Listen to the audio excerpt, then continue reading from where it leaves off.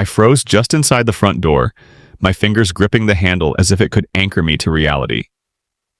My name is Matthew Cole, and in that moment I realized everything I thought I knew about my life was a lie. I was 41, a high school biology teacher in Austin, Texas, and up until a few minutes ago, I had believed I was the happiest man in the world. 12 years of marriage, 2 children, a home filled with memories, gone. All gone in a single conversation, uttered with a casual, mocking tone by the woman I had trusted above anyone. Trina's laughter floated from the kitchen. That sharp, self-satisfied laugh I had once found charming, now twisted into something venomous. "Can you believe it?" she said, her voice dripping with amusement. "After 12 years, he still has no idea." She continued, "Eric and I always joke about it. Matthew, the ultimate fool." I sank against the wall, my knees suddenly unable to hold me. Sophie was 10, Tyler, 8. They had my eyes, or at least I had thought they did. They called me Dad. I coached Tyler's Little League team every weekend. Sophie and I worked on science projects together, building models and conducting experiments. I had been present for every scraped knee, every recital, every milestone, and yet none of it mattered to Trina. None of it had been real.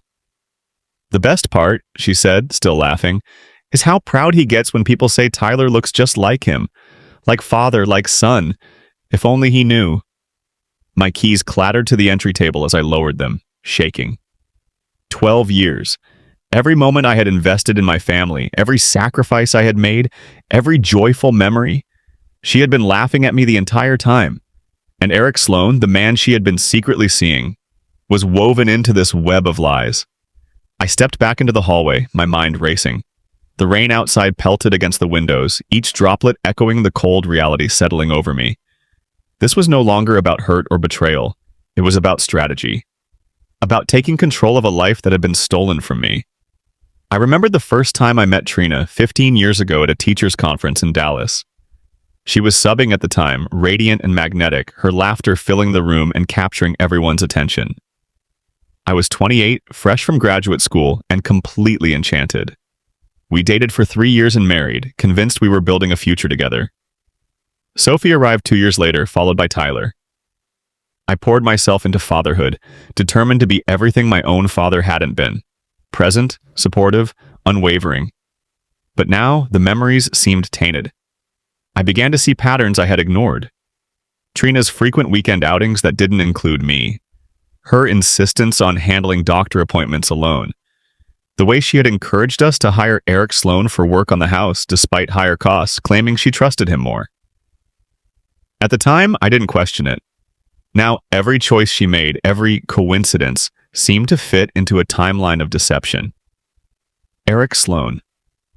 The name lingered in my mind. I remembered him clearly. Rugged, professional, attractive in a way that drew attention.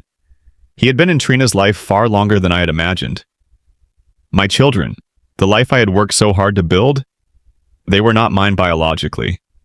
My heart felt like it had been hollowed out in an instant.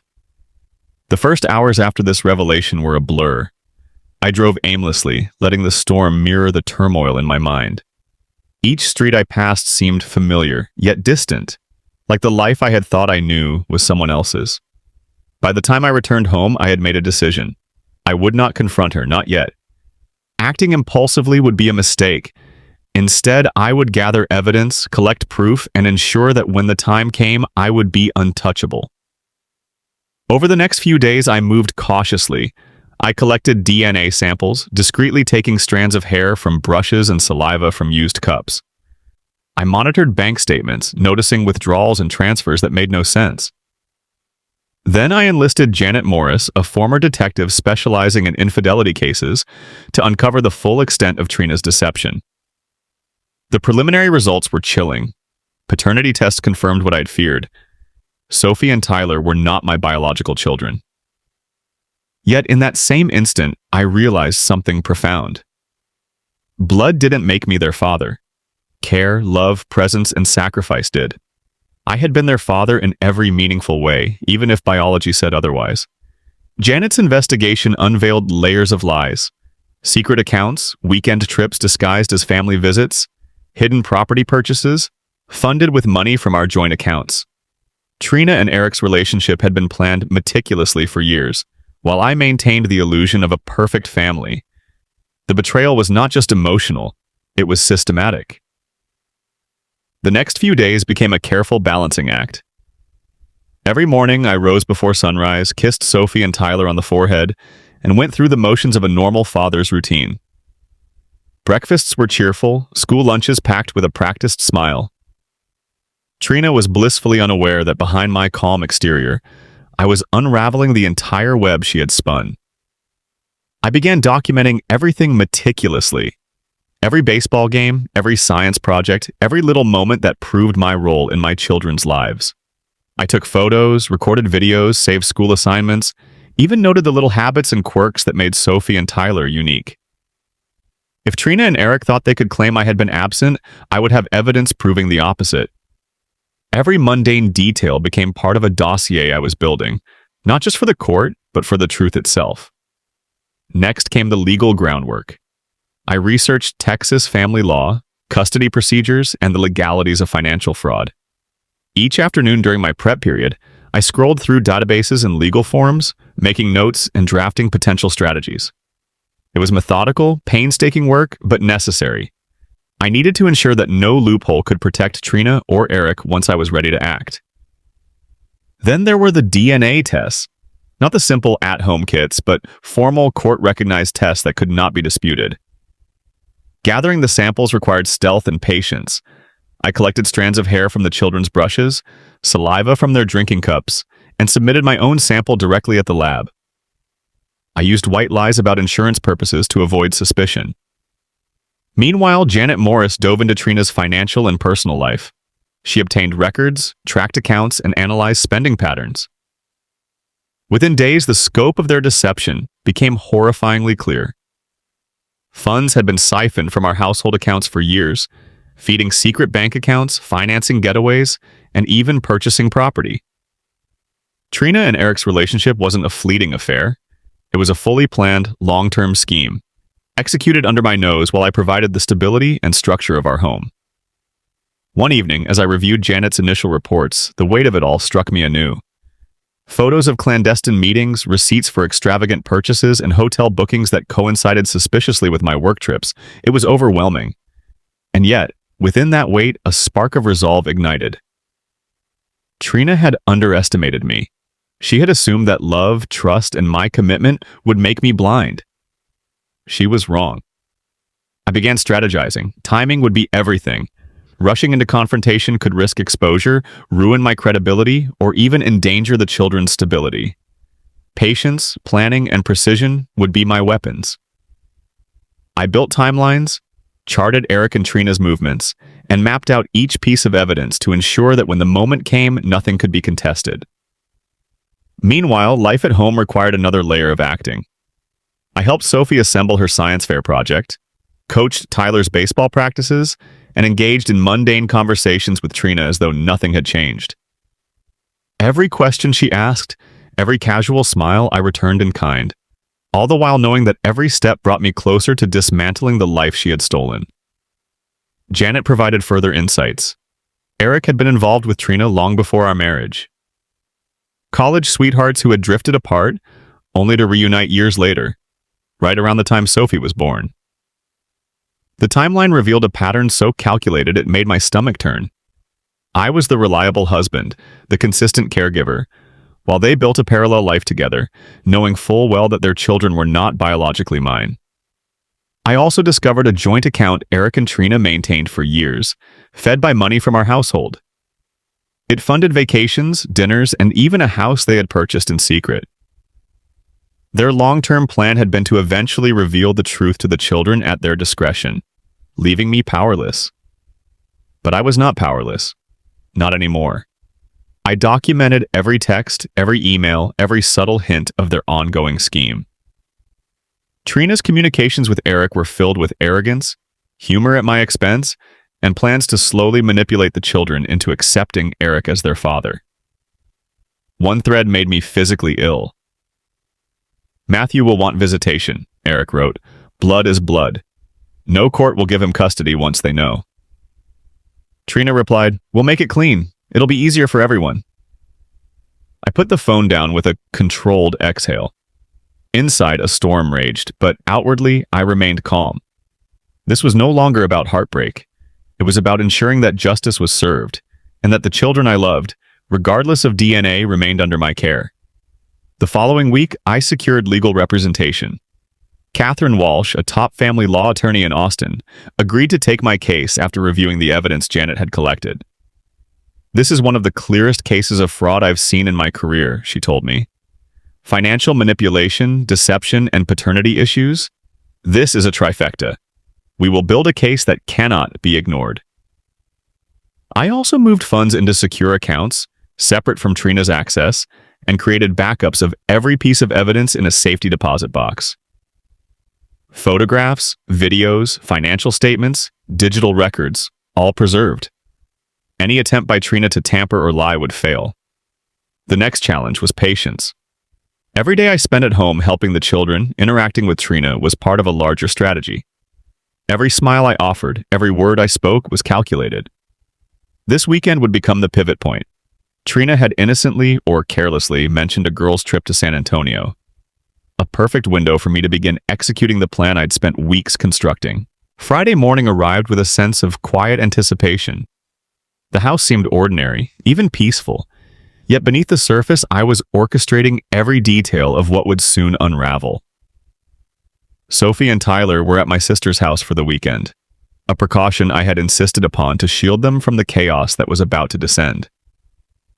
Trina, oblivious to the fact that her plan was about to crumble, was preparing for her supposed girls' weekend in San Antonio.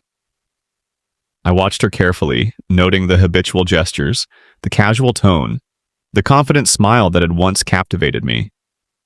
She had no idea that every step she took was being countered with precision. By mid-morning, I finalized the documents that would act as the foundation of my strategy. Divorce papers, custody petitions, financial restitution claims, all meticulously prepared, supported by the DNA results, Janet's investigative findings, and bank records proving years of deception. Every piece of evidence had been cataloged, backed up, and stored in duplicate to ensure its integrity. I double-checked the arrangements with my attorney, Catherine Walsh. She had reviewed every file, every record, every photograph, and confirmed that our position was airtight. "Once we file, there's no way they can spin this," she said. Her confidence bolstered mine, yet I remained cautious. Precision and timing were everything. As Trina left, her suitcase neatly packed and a small smile playing on her lips, I greeted her warmly. "Have a great trip," I said, my voice even, my expression calm. "You deserve it." Her eyebrows lifted slightly, a flicker of surprise at my composure, but she quickly masked it. "You sure you can handle the kids?" she asked, a hint of condescension in her tone. "I think I can manage," I replied, fighting the faint thrill of satisfaction that coursed through me. I had been their father for 10 and 8 years after all. I knew their routines, their needs, their quirks. The irony was deliciously clear. Once the house was empty, I set the plan into motion. The first step was delivering the divorce papers to Trina's office, ensuring visibility so that she could not feign ignorance. Simultaneously, I filed for emergency custody of Sophie and Tyler, presenting DNA evidence and the meticulous documentation Janet had gathered. The financial aspect followed swiftly. I submitted records detailing the funds Trina had diverted into secret accounts, proving the fraudulent use of household money. The house she had purchased with Eric, funded in part by our shared savings, was listed as part of the claim. The legal groundwork was meticulous, every I dotted, every T crossed. But the most devastating move was yet to come. A letter, carefully drafted by Catherine, addressed to Eric's unsuspecting wife Diana, would expose the breadth of their betrayal. It included DNA results, photographs, financial records, and correspondence, proving Eric's long-term deception. When Diana read it, the carefully constructed illusion of his life would shatter, just as Trina's world would begin to crumble. That night, I prepared for the next phase. I reviewed every file, every piece of evidence, every record.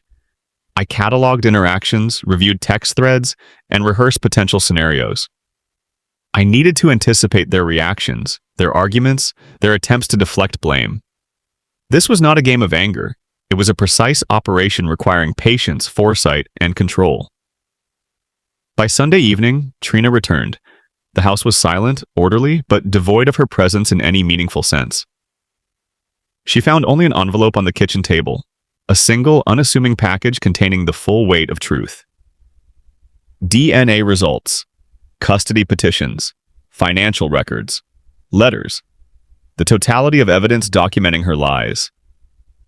The letter to Trina was direct, controlled, and deliberate. You called me the ultimate idiot. You laughed about how easily I was deceived for 12 years. You were right about one thing. I was trusting, perhaps even naive. But you underestimated how methodical I could be.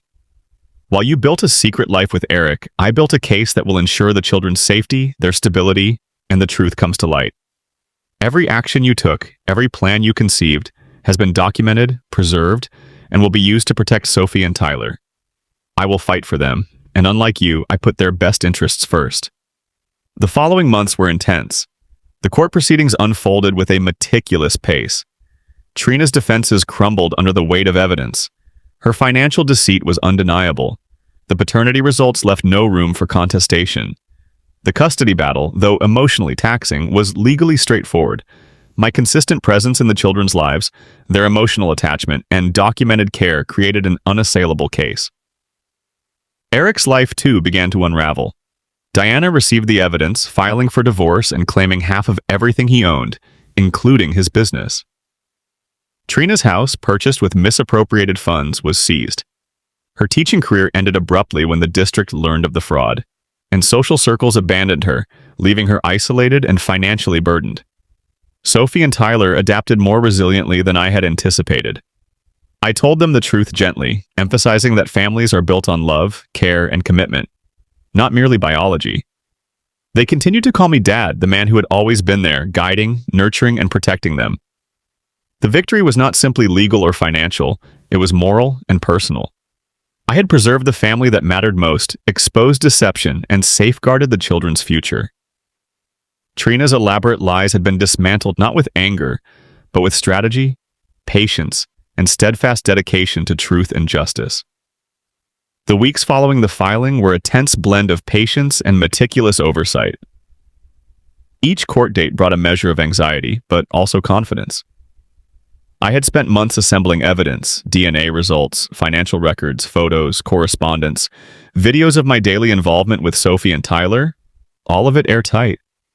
Trina's lies, once invisible, now lay exposed under the harsh scrutiny of the legal system. The courtroom felt surreal. Trina sat across from me, her expression carefully neutral, but the tension radiating from her was palpable. Eric, conspicuously absent, was already dealing with the fallout of his secret life being revealed to his unsuspecting wife. Diana's legal actions against him had set off a cascade of consequences, and it was only a matter of time before they would fully intersect with my case. Catherine Walsh guided me through every moment, her confidence a steady anchor. "We've got this," she whispered before the first hearing. "All the evidence points to you. The children's welfare is clear. Nothing they can do will outweigh the truth and your role in their lives." And indeed, as each hearing progressed, Trina's defenses faltered. The financial fraud was undeniable. Her secret accounts, misappropriated funds, and the house purchased with money from our joint savings left the court with no ambiguity. The DNA results were incontrovertible. The evidence Janet Morris collected painted a clear picture of deliberate deception and long-term planning to exclude me from the children's lives. After 6 months, the decision came. I was awarded full custody of Sophie and Tyler, with Trina granted supervised visitation only. Financial restitution was substantial. Every dollar taken from our accounts was to be repaid, along with damages and legal fees. The house she had secretly purchased with Eric's help was seized, leaving her without the luxury she had funded through deceit. Eric's own life disintegrated rapidly. Diana moved quickly to divorce him, taking half of his assets, including his construction business. His professional reputation in Austin was tarnished beyond repair, and the social consequences of his betrayal isolated him completely. Trina, left alone to face the financial and social repercussions of her actions, relocated to a modest apartment, her social and professional life dismantled. Amidst all of this, my primary concern remained the children. Sophie and Tyler, though initially bewildered by the truth, adapted more gracefully than I had anticipated. I told them gently, in age-appropriate terms, that family is built on love, care, and trust, not solely on biology. I emphasized that, despite everything, I had been their father every day of their lives and would continue to be. Life gradually regained a sense of normalcy. We moved to a smaller, more manageable home in a different part of Austin, creating a fresh environment for the children to grow and heal. Sophie continued to excel in science, her curiosity and intelligence undimmed. Tyler remained passionate about baseball, eagerly participating in games and practices. I remained ever present in their lives, not out of obligation, but out of love and commitment. Trina's visits, supervised and infrequent, became a matter of routine. The children approached them cautiously, guided by my support and reassurance. Over time, they learned that the world could be both complex and unjust, but that integrity, consistency, and care provided safety and stability. The most profound realization came quietly, in everyday moments. Watching Sophie explain a scientific concept with excitement, helping Tyler tie his cleats before a game, laughing with them at breakfast, it became clear that the bond forged through years of love and dedication could not be broken by lies or betrayal. Biology might not have made me their father, but presence, devotion, and unwavering care had my... Looking back, the sense of vindication was not rooted in revenge. It was in protection, protecting the children I loved from manipulation, deception, and harm. Trina's elaborate schemes, while devastating, had also illuminated the depth of my own resilience and the importance of strategy, patience, and unwavering commitment. In the end, the life we rebuilt was not just a return to normalcy, but a stronger, more honest, and more secure existence. Sophie and Tyler thrived in a home of truth and stability, and I found solace in the knowledge that, despite everything, I had safeguarded the most important part of my life, the family I had raised, nurtured, and loved every day, regardless of what the world said.